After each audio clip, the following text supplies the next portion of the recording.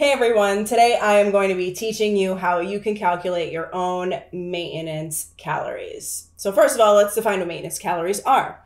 Maintenance calories are the amount of calories or the amount of energy that you need to consume to maintain your current physique. This means that you're not losing any significant amount of weight and you're not gaining any significant amount of weight in response to your energy or caloric intake in relationship to your energy expenditure through activity or exercise. What this means is that we have established energy balance. So some of you are probably sitting there and you're like, well, Stephanie, I want to lose weight. I want to lose fat. Like, why does it matter? Why does it even matter how many calories I need to consume to be staying the exact same as I am right now? Like, that's not what I'm trying to do here. This is really important for a few different reasons, and I'll tell you why.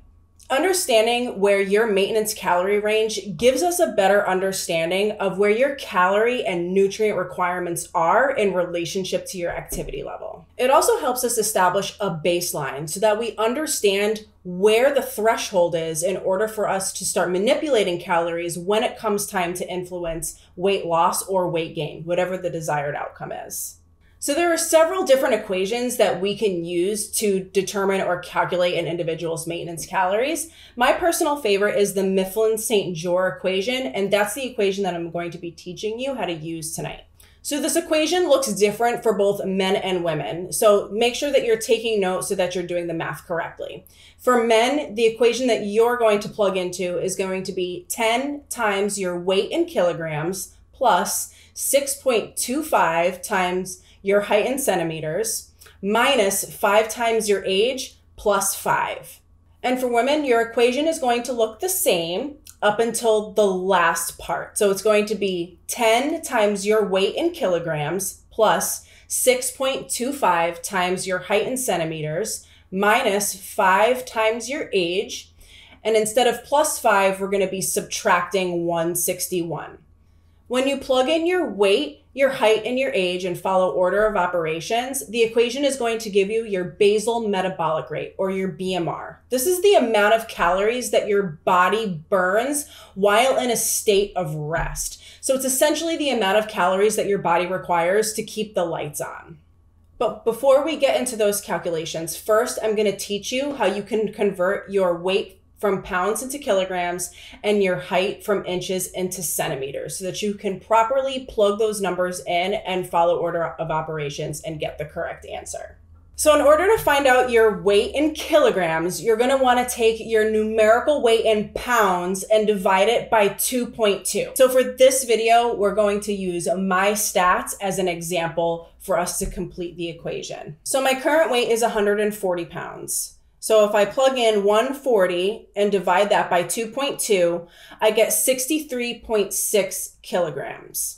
I'm 5'5", which means that I'm 65 inches. So in order to find out what my height is in centimeters, I'm going to take 65 and multiply that by 2.54. And that gives me 165 centimeters. Once you've calculated your weight into kilograms and your height into centimeters, then you can plug and play.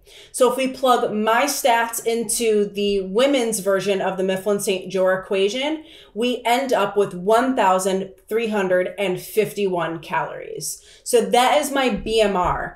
But we're not quite there yet. We still have to apply an activity level factor in order to find out what my estimated maintenance calories are.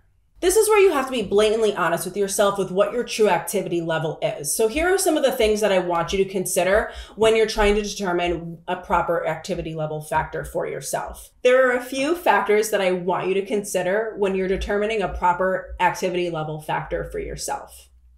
How frequently are you exercising? And what's the intensity in which you're performing those exercises? What do you do for work? Are you sitting at a desk for 8 or 9 hours a day, or are you performing manual labor? How often are you dedicating time to non-exercise activity? Do you take your dog for a walk every single day? How many times? How often do you clean your house? Are you doing home repairs? Or do you love to garden? These are some of the questions that I want you to be asking yourself when choosing a proper factor level. There are 5 activity level factors or multipliers that you can be choosing to determine your maintenance calorie level. Each factor represents a different level of activity. So we'll start at the bottom. Number one is 1.2, which indicates that you live a primarily sedentary lifestyle. This means that you're probably sitting at a desk for most of your workday and you perform little to no exercise or activity afterward. You would probably define yourself as a couch potato. The next level up is 1.375, which we can characterize as moderately sedentary. This means that you're likely sitting at a desk for work for, 8 or 9 hours of your day or most of your day. And then maybe you're performing some light exercise a few times a week, maybe 2 to 3 days a week. And the next level up is 1.55, which I like to call this middle of the road. And most of you guys are probably going to find that you fall within this range. Selecting an activity level of 1.55 means that you have a beautiful balance between sedentarism and an active lifestyle. The next level up beyond that is 1.725, which means that you probably are working a pretty active job. So perhaps you perform manual labor 5 days a week for work for 8 hours a day, but maybe afterward you like to just hang out and watch TV. I would probably choose this activity level factor if you're a construction worker, a roofer, or a landscaper, or perhaps even a mailman that walks their entire route, or perhaps you're a server or a bartender who's on their feet for 5 days a week. And the next activity level factor is 1.9, which basically defines you as an absolute madman. You probably have an occupation that was just described in the previous activity level factor, but when you punch out for the day, you're not done. Your butt is probably headed to the gym to work out 4 to 5, maybe 6 days a week at best. So now that we've exhausted the list of different activity level factors, I'm sure at this point you've probably decided which one fits your lifestyle best. My recommendation is to pick 2.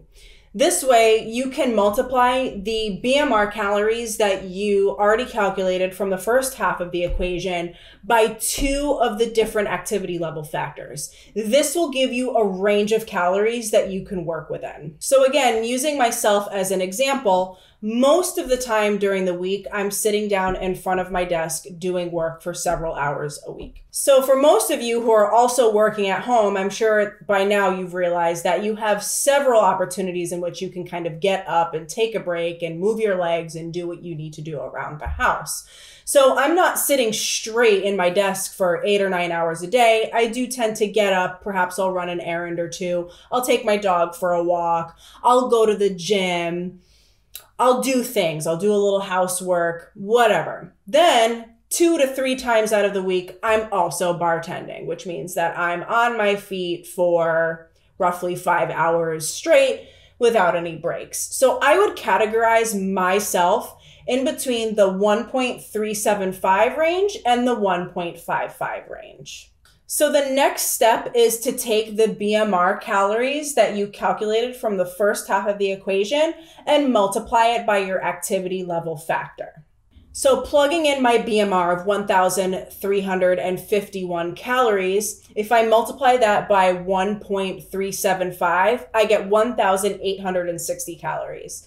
And then when I multiply my BMR by 1.55, I get 2,094 calories. So that right there is my estimated maintenance range between 1,860 calories and 2,094 calories. So one thing that I want you to remember when you're making these calculations is that they're simply estimations, and it's quite possible that you fall below or above this range of calories, and that's okay. The best way to figure out what your true maintenance calorie threshold is to pick a number and stick with it for several weeks over time and record your stats, like body weight, or take progress pictures and observe your results over time.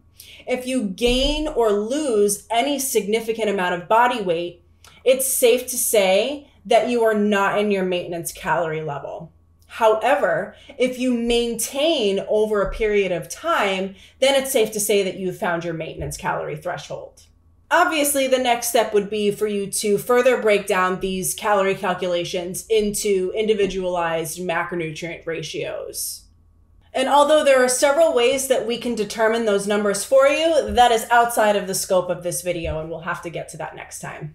All right, guys, well, that wraps this conversation up. If you got this far and you were able to successfully calculate your maintenance calorie range, please drop those digits below. I'd love to see what you came up with. If you found this video helpful, please make sure that you like and subscribe to my channel, and hopefully I will catch you guys next time around. Thanks for watching.